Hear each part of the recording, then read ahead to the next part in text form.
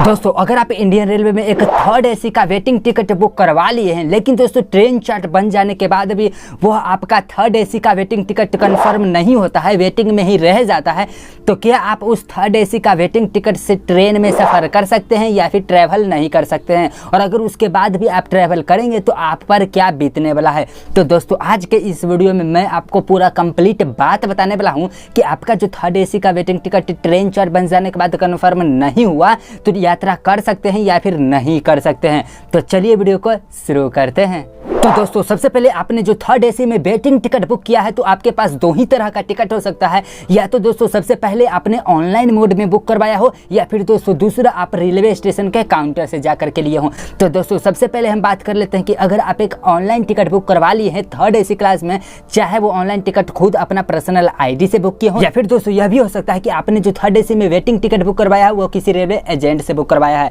तो दोस्तों इन दोनों सिनेरियो में मतलब कि ऑनलाइन बुक किया गया थर्ड एसी में टिकट ट्रेन चार्ट बनने के बाद कंफर्म नहीं होता है, वेटिंग में ही लटका रह जाता है, तो उस वेटिंग टिकट से आप यात्रा बिल्कुल भी नहीं कर सकते हैं। यहाँ पर दोस्तों आप कान खोल करके सुन लीजिए, उस टिकट से आप यात्रा बिल्कुल भी नहीं कर सकते हैं। ट्रेन चार्ट बन जाने के बाद वेटिंग में रहने की स्थिति में वो टिकट ऑटोमेटिक कैंसिल हो जाती है और आपको 60 रुपया प्लस जीएसटी चार्जेस कट करके आपने अगर पर्सनल आईडी से बुक किया है तो आपके बैक टू सोन्स अकाउंट में रिफंड कर देती है। तो दोस्तों उस टिकट से आप भूल करके भी यात्रा मत करिएगा। और अगर दोस्तों उसके बाद भी आप ऑनलाइन वेटिंग टिकट से यात्रा करिएगा तब दोस्तों यहाँ पर आपके विदाउट टिकट वाले पेनाल्टी चार्जेस लगाए जाएंगे। तो दोस्तों यहाँ पर आपको एक खास बातों का ध्यान में रखना है। लेकिन दोस्तों हम बात कर लेते हैं दूसरे सिनेरियो के बारे में कि अगर आपका वो थर्ड एसी का वेटिंग टिकट रेलवे स्टेशन के काउंटर से लिया गया हो और अगर वो ट्रेन चार्ट प्रिपरेशन के बाद भी आपका थर्ड एसी के वेटिंग में ही रह जाता है तो क्या आप उस टिकट से यात्रा कर सकते हैं या फिर नहीं कर सकते हैं? तो दोस्तों इस स्थिति में आप उस टिकट से 100% ट्रैवल कर सकते हैं। मतलब कि दोस्तों काउंटर से लिया गया थर्ड एसी का वेटिंग टिकट अगर कंफर्म नहीं भी होता है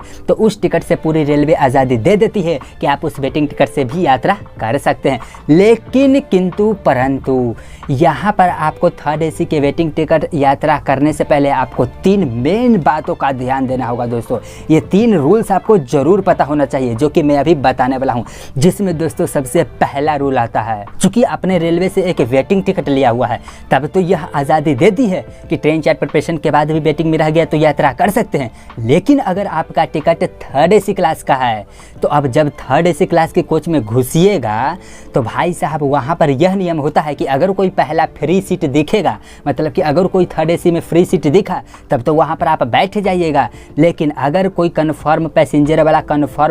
वाला उस सीट पर आता है तब वो सीट को आपको खाली छोड़ना पड़ेगा। दूसरा नियम यह है दोस्तों कि अगर किसी भी स्थिति में कोई पैसेंजर का वो सीट छूट जाता है, कोई पैसेंजर का ट्रेन छूट जाता है या फिर कोई पैसेंजर मिस होता है, तब उस केस में अगर आपको कोई फ्री सीट दिखता है तो आप टीटी का बोल करके वो सीट अपने नाम पर अलाउट करवा सकते हैं। इस कंडीशन में आपको कोई भी पैसा नहीं लिया जाएगा दोस्तों और आप अपना जर्नी मजे के साथ कर सकते हैं। तो अब दोस्तों हम बात करते हैं तीसरा सबसे मेन पॉइंट के बारे में। मान लीजिए दोस्तों आपने थर्ड एसी का वेटिंग टिकट लेकर के थर्ड एसी के कोच में घुस गए हों, उस कंडीशन में क्या होता है कि नहीं तो आपको कोई फ्री सीट अवेलेबल दिखता है, नहीं तो कोई पैसेंजर एब्सेंट हुए हों। इस कंडीशन में चूंकि थर्ड एसी का पूरा सीट भरा हुआ होगा लेकिन आपने जो वेटिंग टिकट ले लिया है काउंटर से लिया है इसलिए आप तो घुस सकते हैं। लेकिन यहाँ पर क्या होता है दोस्तों कि स्लीपर क्लास की तरह थर्ड एसी की क्लास में दुर्गा पूजा की तरह भीड़ उस कोच में बिल्कुल भी नहीं लगा सकते हैं। मतलब कि चाहे तो आपका काउंटर का वेटिंग टिकट ही क्यों ना हो, लेकिन अगर वह थर्ड एसी का वेटिंग टिकट है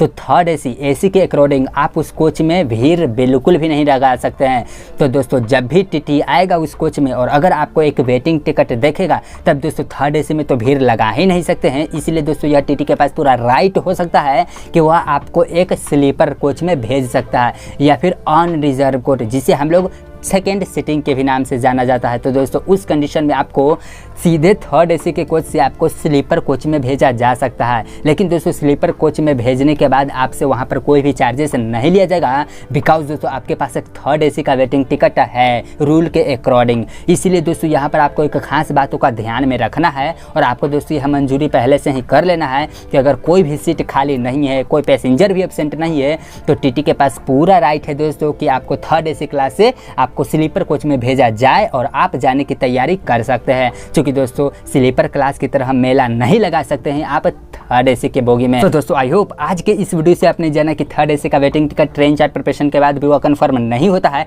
तो किस कंडीशन में यात्रा कर सकते हैं, किस कंडीशन में यात्रा नहीं कर सकते हैं, और किस कंडीशन में अगर हम यात्रा करेंगे तो किन किन बातों का हमें ध्यान रखना चाहिए। सो दोस्तों अगर आपको यह वीडियो पसंद आए तो प्लीज़ इस वीडियो को एक लाइक कर दीजिए, और अगर आप हमारे चैनल पर नए मेहमान हैं तो हमारे चैनल को सब्सक्राइब करके हमारा मेहमान बन जाइए। चलिए दोस्तों फिर मिलते हैं एक नए और इंटरेस्टिंग बड़ी वीडियो में, तब तक के लिए जय हिंद, जय भारत, जय श्री राम।